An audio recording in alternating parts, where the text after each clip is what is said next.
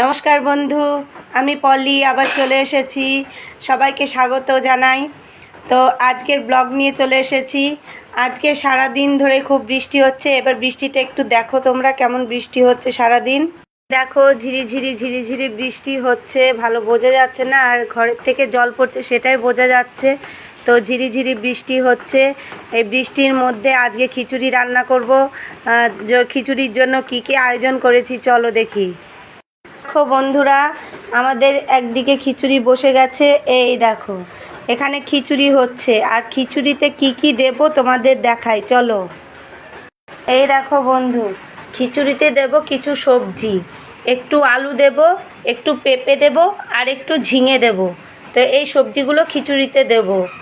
আর সোমবার দেব পেঁয়াজ, কাঁচা লঙ্কা আর আদা বাটা।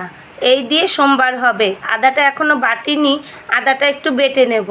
আর সাথে থাকবে কিছু ভাজা। তো চলো রান্নাটা শেষ করে তোমাদের সঙ্গে আবার দেখা করছি। তো বন্ধুরা, আমার রান্না শেষ। তো দেখো আমি কি কি রান্না করলাম আজকে। তো এই দেখো, খিচুড়ি, সাথে আলু ভাজা, পাঁপড় ভাজা, আর হলো পটল ভাজা। তোমরা ভাববে হয়তো কি ব্যাপার, দিদি ভাই প্রত্যেক দিনই পটল ভাজা করে।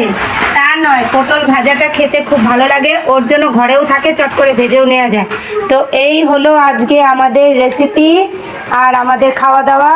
তো টাটা, এখন আমরা খেতে বসি।